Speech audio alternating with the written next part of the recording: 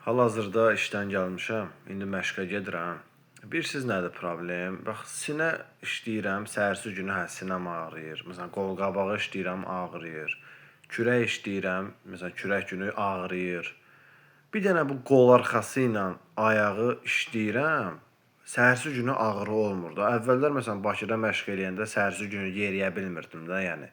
Amma indi yəni qol arxası məşqi hiss eləmirəm də. Elə bil ki, yəni elə bilirəm ki, yəni mənim qol arxam, nə bilim, mənim bədənim deyil də, bildin nətər. Camaatın qol arxasına baxıram, nəfəs alır, qol arxası yekəlir də. Mən illərdir əziyyət çəkirəm, qol arxamı inkişaf elətdirə bilmirəm də. Yəni nə bilim, dedim bir məsləhət alım da sizdən də, mən neyniyim yəni. Ayaq işləyirəm məsəl üçün, ayağımın iç tərəfləri belə əzələ yığılmır da. Belə qıraqları zad yaxşıdır, amma iç tərəf var, iç. Bildizaran deyirəm. Yəni oralar inkişaf yaxşı getmir. Yəni qol arxam inkişaf getmir. Və yaxud da ki, məşq edirəm, ağrı hiss eləmirəm də son vaxtlar yəni. Nədəndir o?